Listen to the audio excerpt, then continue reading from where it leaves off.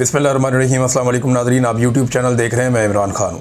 तुर्की के ख़िलाफ़ इसराइल इसलिए है और वो नहीं चाहता कि तुर्की की फ़ौजें जो हैं वो गज़ा में आएँ, क्योंकि तुर्क जो हैं वो खुल कर बात करते हैं। तुर्की के सदर जो हैं तैयब एर्दोगान, वो और उनका मीडिया और उनके मुल्क के अंदर जो लोग हैं, उनके तमाम तबकात, वो बड़े खुल कर बात करते हैं जो फ़लस्तीनियों के ऊपर जुल्म और ज़्यादती हो रही है।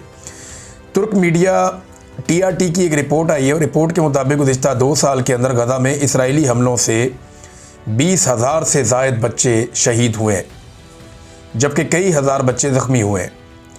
कई हज़ार बच्चे ज़िंदगी भर के लिए माजूर हो गए और अपाहिज हो गए। इस बदतरीन कत्लेआम के ना दिखाई देने वाले असरात कई नस्लों तक रहेंगे, जबकि ज़िंदा बच जाने वाले बच्चे ज़िंदगी भर इन ज़ख्मों, खौफ और ट्रॉमा के साथ ज़िंदगी गुजारेंगे। ऐसी एक रिपोर्ट जो है वो वाशिंगटन पोस्ट में भी है। ये अमरीकी एक जरीदा है और पूरी दुनिया में लोग इसे जानते हैं, वाशिंगटन पोस्ट को। और इसमें जो अमरीकी महकमा ख़ारजा के एक वॉच डॉग की खुफिया रिपोर्ट है, जिसके अंदर एक इंकशाफ हुआ है कि इसराइली अफवाज ने गज़ा में कई 100 बार इंसानी हकूक़ की संगीन खिलाफ वर्जियाँ की हैं। ये केसेस इतने ज़्यादा हैं जिनका जायज़ा लेते हुए कई साल लग सकते हैं। अंदाज़ा कीजिए आप। ये अमरीकी महकमा ख़ारजा के वॉच डॉग की खुफिया रिपोर्ट है। ऐसा नहीं है कि ये मैंने यहाँ बैठ के बना दी है या किसी और ने, मुसलमान मुल्क ने बैठकर बना दी है।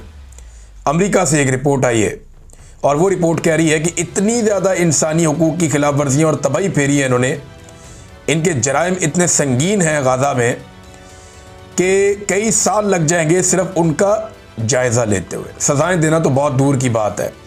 तो इसलिए मगरबी ममालिक जो है वो पूरी तरह से हिले हुए हैं और वो बार बार आवाज़ उठा रहे हैं कि आप इम्यूनिटी नहीं दे सकते। ये जितना कत्लेआम हुआ है गज़ा के अंदर, इसका जवाब भी तो किसी ने देना या नहीं देना। 1 लाख के करीब लोग जो हैं वो शहीद हो गए हैं, बेशुमार लोग जो हैं वो ज़ख्मी हो गए हैं, सारी ज़िंदगी के लिए माजूर हो गए हैं। जो बाकी बचे हुए लोग हैं वो ज़हनी मरीज़ बन गए हैं, उन्हें एक अजीबोगरीब किस्म के ट्रॉमा में मुब्तला कर दिया गया है। लेकिन इसके बावजूद अभी तक तो इंसाफ होता हुआ दिखाई नहीं दे रहा। नाज़रीन, मैंने आपको ये खबर दी थी कि राणा सनाउल्लाह साहब झूठ बोल रहे हैं। अब ज़रा हक़ाइक़ मज़ीद सामने आ गए। राणा सनाउल्लाह साहब ये कह रहे थे कि हमास ने खुद कह दिया कि वो गैर मुसल्लह होना चाहता है, तो फिर हमें क्या एतराज़ है, हम जाके गैर मुसल्लह कर देंगे। यानी कहने का ये मतलब है ना, देखें, वफाकी वुज़रा TV चैनल्स पे बैठ के ये कह रहे हैं कि हमारी फ़ौज जब जाएगी गज़ा में तो वो क्रॉस बॉर्डर टेररिज्म को रोकेगी। तो दहशतगर्दी कौन करता है? इसराइल तो दहशतगर्दी नहीं करता, वो तो सारी दुनिया कहती है वो नहीं करता। यानी सारी दुनिया का मतलब ये कि इसराइल भी यही कहता है, अमेरिका भी यही कहता है, बाकी सारे भी यही कहते हैं जो उनके हमायती हैं कि इसराइल दहशतगर्दी है। वो दहशतगर्द कहते हैं हमास को। तो पाकिस्तानी वजीर ये कह रहे हैं कि हमास को रोका जाएगा कि वो दहशतगर्दी इसराइल के ऊपर ना कर सके। यानी मुजामत को दहशतगर्दी कहना हमने शुरू कर दिया, नंबर 1। नंबर दूसरा नुक्ता इसके अंदर ये है कि वो ये दावे कर रहे हैं कि गैर मुसल्लह करने का काम जो है ये फ़ौज करेगी, जिसमें पाकिस्तानी फ़ौज भी शामिल है। हमास की हमायत से लेकर हमास को गैर मुसल्लह करने की फ़िज़िकल एफर्ट तक पाकिस्तान की मिलिट्री एस्टेब्लिशमेंट अगर पहुंची है, तो इसको आप पॉलिसी में तब्दीली नहीं कहेंगे तो क्या कहेंगे? कायद-ए-आज़म ने जो पॉलिसी बनाई थी उसको तो यकसर तब्दील कर दिया गया। नवाज शरीफ इसके ऊपर बिल्कुल मुंह में उंगली दबा के बैठे हुए हैं। भाई नवाज शरीफ को बोलना चाहिए ना, बताना चाहिए कि भाई ये क्या हो रहा है, नवाज शरीफ इसके हक में है या खिलाफ है। शहबाज शरीफ तो चलो वो तो ना 3 में ना 13 में जो फील्ड मार्शल कहते हैं वही कर देता है। लेकिन ये बाप बेटी जो है वो चुप करके बैठे हुए। माजी में इनके ऊपर इल्ज़ामात लगते रहे हैं कि ये ताल्लुकात बना रहे थे इसराइल के साथ उस वक्त जब ये इमरान खान को इसराइली एजेंट करार देते थे। बहरहाल राणा सनाउल्लाह साहब का झूठ कैसे पकड़ा गया, ज़रा ये मैंने आपको कल भी बताया था, अब ज़रा तफसीलात आपके सामने रखता हूँ। राणा साहब ने कहा कि मुआहदे पे तो हमास ने दस्तखत किए हुए हैं। तो जनाब, हमास ने उस मुआहदे पे दस्तखत नहीं किए जिस पे आपने दस्तखत किए हैं या जो ट्रंप साहब लेकर आए थे। हमास ने जहाँ दस्तखत किए हैं, ज़रा ये गौर कीजिएगा आप, ये बिल्कुल वैसा ही झूठ है जो पंजाब हुकूमत ने उस वक्त बोला था जब TLP के ख़िलाफ़ इन्होंने मुरीदके में अटैक किया। इन्होंने कहा जनाब वहाँ तो मिठाइयाँ बांटी जा रही हैं। ताहिर अशरफी साहब आ गए मुंह उठा के, उन्होंने कहा जी वहाँ तो मिठाइयाँ बांटी जा रही हैं मस्जिद अक्सा में, गाज़ा में। भाई 70-80 हज़ार लाशें उठा के कौन मिठाइयाँ बांटता है भाई? आपके घर के बहुत सारे लोग मारे जाए और बाद में आपको कहा जाए जी अभी आपको मारना बंद करें थोड़ी देर के लिए तो आप मिठाइयाँ बांटेंगे। ताहिर रशदी साहब, आप सोचें आपके ख़ानदान में 100 लोग हैं, 100 में से 50 आदमी मार देता है इसराइल, और मारने के बाद वो कहता है जी बाकी 50 को मैं अभी नहीं मारूंगा, तो आप मिठाइयाँ खाएंगे सारे बैठ के।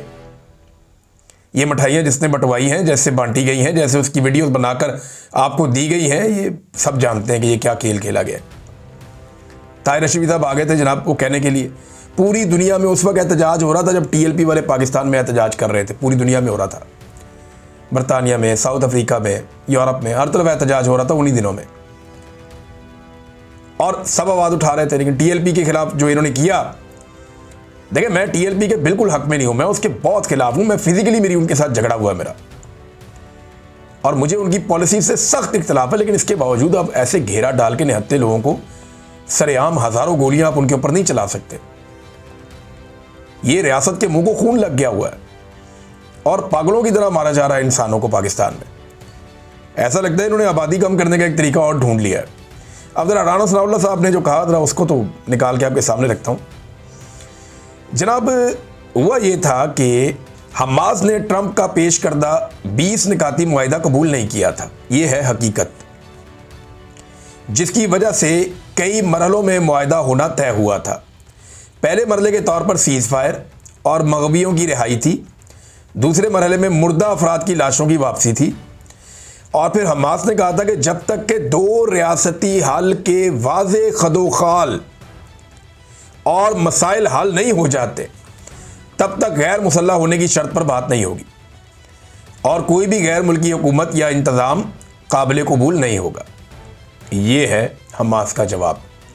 राना सनाउल्लाह साहब को ज़रा वो निकाल कर पढ़ा दे कोई, कि वो हमास ने कहा था कि तब तक हम गैर मुसल्लह नहीं होंगे, उसकी कंडीशंस उन्होंने रखी थी और वो कंडीशंस तो पूरी नहीं हो रही। फिर ये नए नए झूठ बोलना शुरू कर देते हैं हुकूमती अरकान बात बनाने के लिए।